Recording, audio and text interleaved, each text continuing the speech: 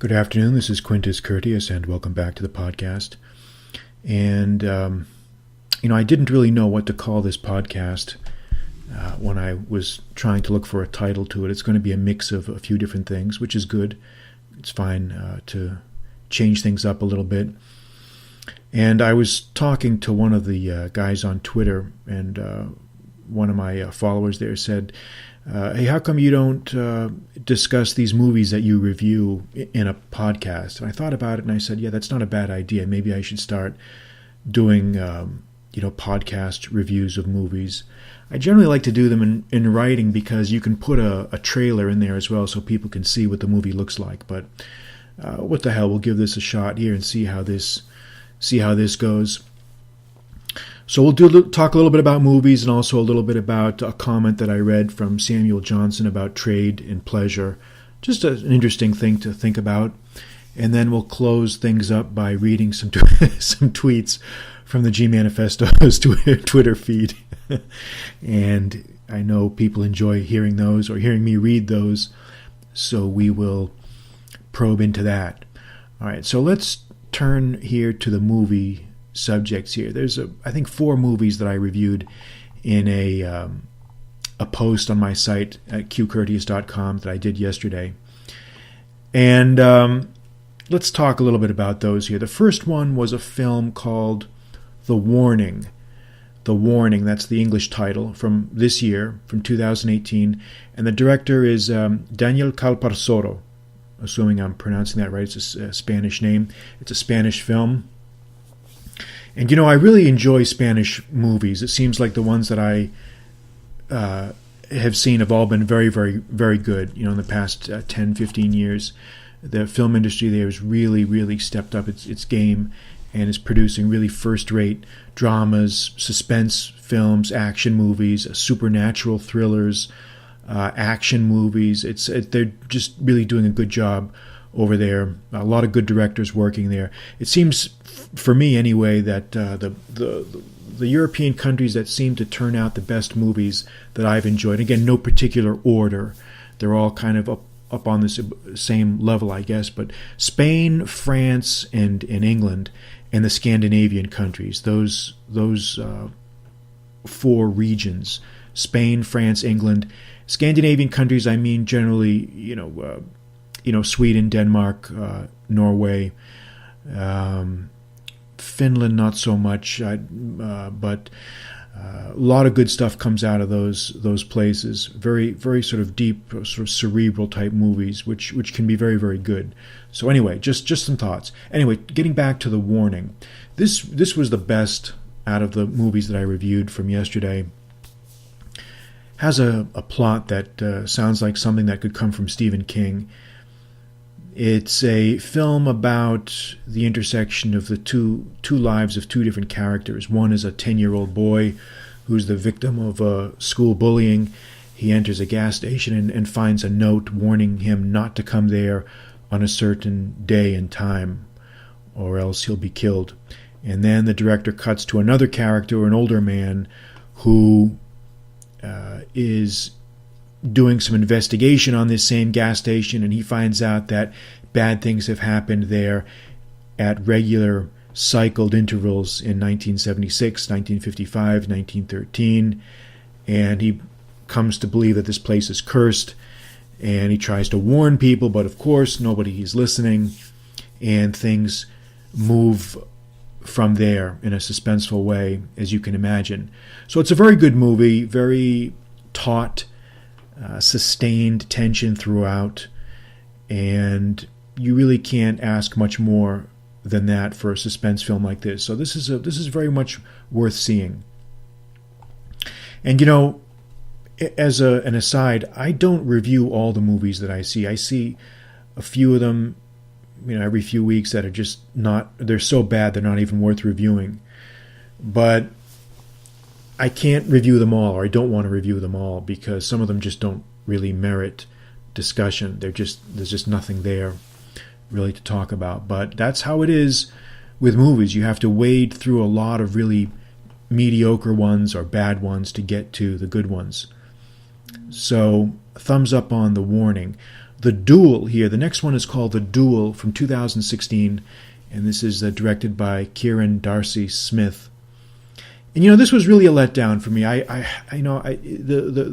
The trailer to this looked really good. You've got a good cast. You've got Woody Harrelson, great actor. You've got Liam Hemsworth, Alice Braga, the Brazilian actress in this movie. But it just, it just doesn't come together. It's really off balance. And I don't know, there's just something not right about this movie. And the general plot here is that you've got a Texas Ranger, a soft-spoken Texas Ranger, who rolls into town with his wife to investigate a series of murders along the Rio Grande River, or just Rio Grande, I'm sorry. Apparently, it looks like people trying to cross the border from Mexico are washing up dead, and everyone's trying to figure out what's going on, and this guy rolls into town, and he quickly finds out this town is controlled by this sort of Colonel Kurtz weird religious fanatic character played by Woody Harrelson in a very over-the-top way. And we quickly learn that this guy has got the whole town under his thumb with his weird stuff. And, it just doesn't ring true. You've got, I don't know, it's got every cliche in it. You've got, in Texas, no less, the director tries to transport these marginalized religious customs from Appalachia there to try to throw that in the mix. And then you've got totally unrealistic scenarios of people hunting other humans for sport. And you've got all this just very unrealistic scenarios, unrealistic situations, unrealistic scenarios. And things just don't really gel on this. And the violence is, and again, I have no problem with violence in movies as long as it's serving a purpose to advance the story. But when you feel like there's just a lot of gratuitous gore for no reason, it's just off-putting. So, this is just a misfire. This one is not going to really be recommended. And again, it's just another reminder that a great cast can't save a movie. You've got to have a good story. It's got to be edited well. It's got to be told well. The scenes have to just really run together, and you've got to have a good story there. Which brings us to the next movie is Terminator Salvation from 2009. And I never saw this movie when it first came out, and now I know why. This was just another one of these tired installments in a franchise that shows increasingly its weariness. It's, again, you've just got the usual bullshit here. Some guy sent back in time to save something or other, and there's a new great Terminator model coming out, and everybody's afraid of it and worried about it, and there's a incipient revolt coming against the machines that's about to happen, and blah, blah, blah, blah. The usual stuff. The usual stuff we've heard 10 times before. But again, the sad part about this movie is that you've got great talent here. You've got Christian Bale, you've got Helena Bonham Carter, Sam Worthington, all great actors in their own right who do top-notch work, fantastic work. But again, the director here treats this just as another paint-by-numbers, soulless movie-making here. Strings together a bunch of car chase scenes, special effects, computer animation, and it's the type of movie that should be released to video and marketed to the third world, where I'm sure it will do very well. Where you've got audiences who just don't know any better and don't really care about anything more than explosions and chases. So that's just the reality. That's just the way it is.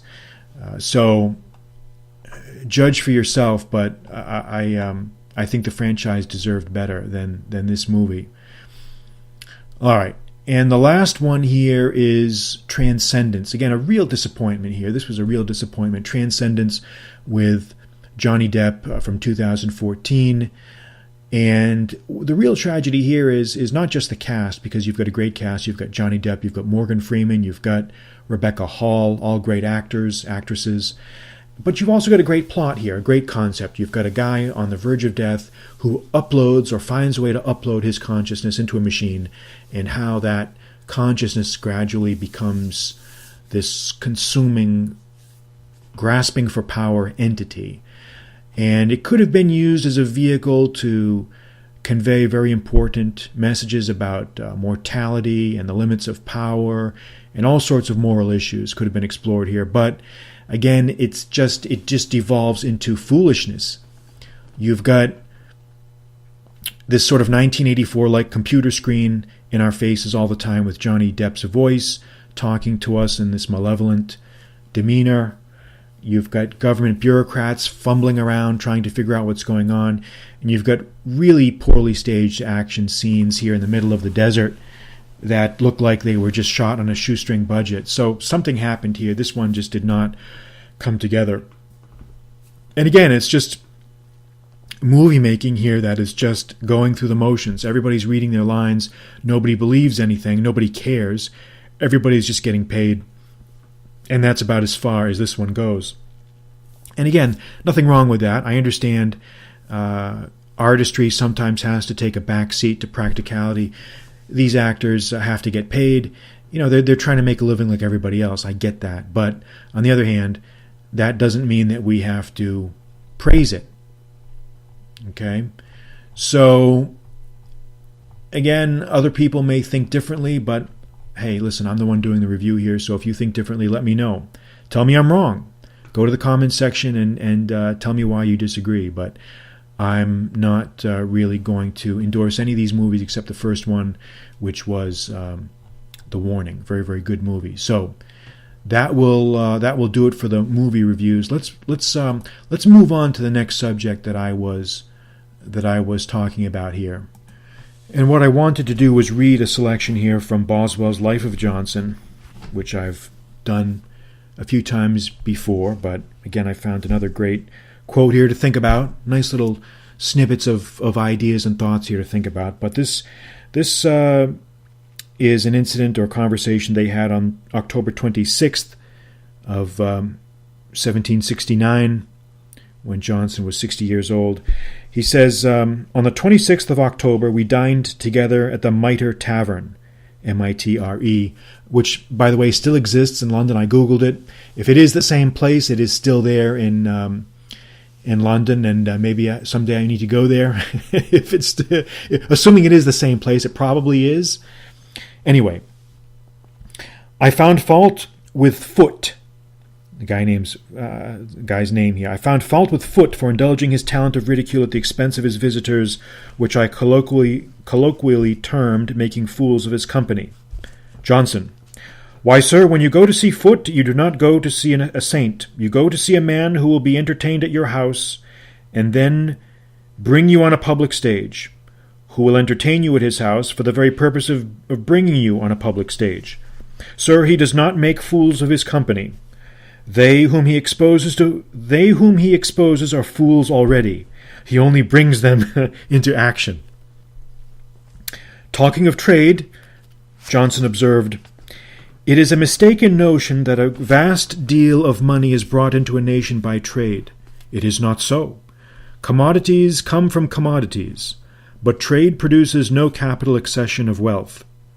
However, though there should be little profit in money, there is a considerable profit in pleasure, as it gives to one nation the production of another.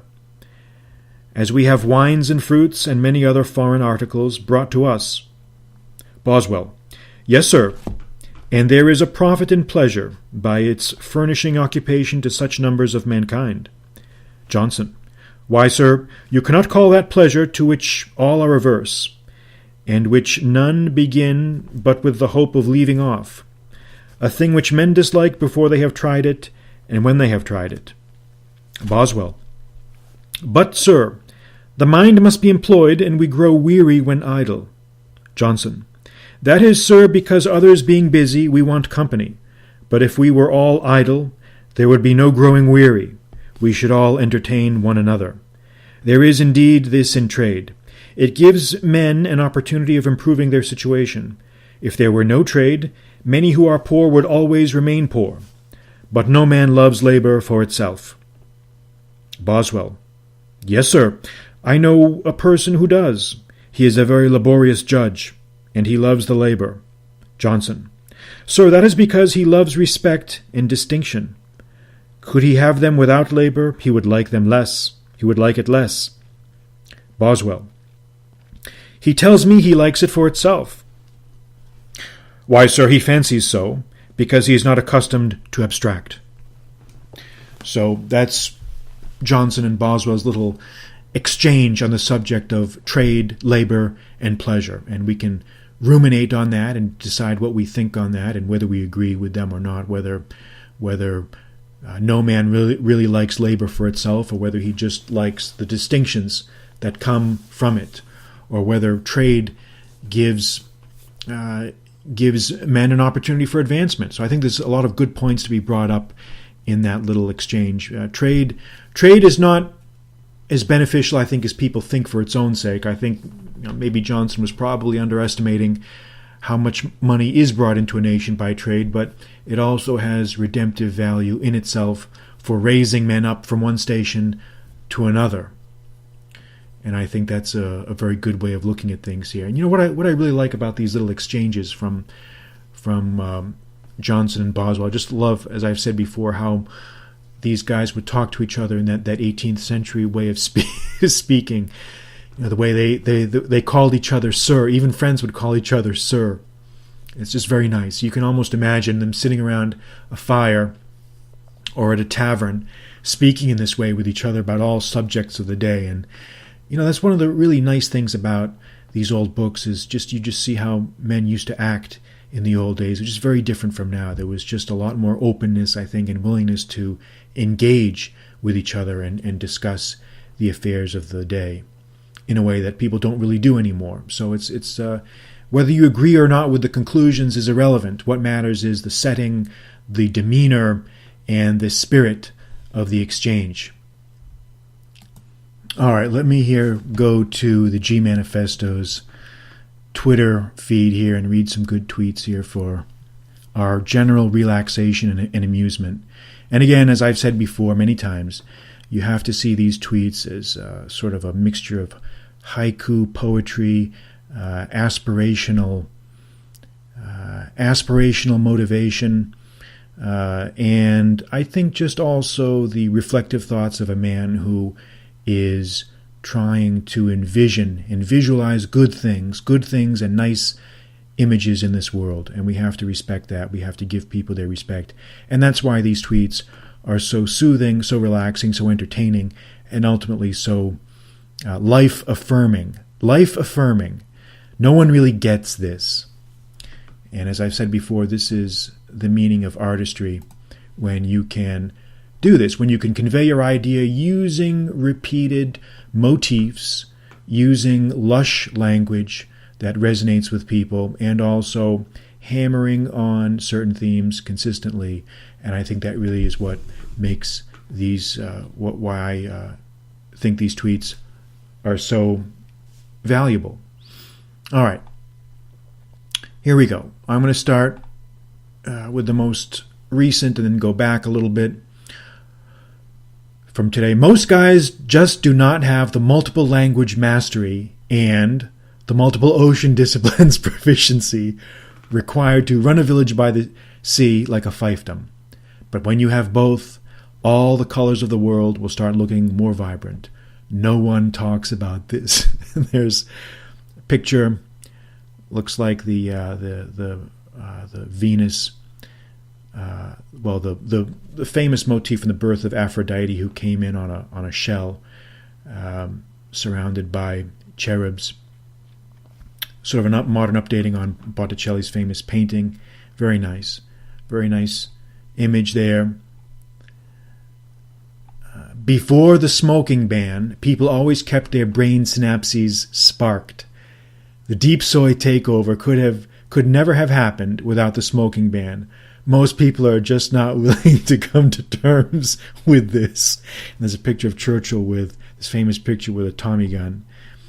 I guess he was with the Home Guard when that was taken. Very, very nice. All right. Here we go. Basque women are 200 to 700 times stronger than the millennial, quote, men of today. Even more so before the smoking ban. Most people do not even realize this, but just run the numbers. There's a picture of a Basque woman shouldering a heavy weight. Looks like some sort of ball or heavy weight or a barrel. When a guy can't shut up about internet protocols, you will find that he really is just a pro at swooping two guys named Colin and eating tons of soy and drinks tons of high fructose corn syrup out of plastic cups, which gives him massive amounts of estrogen.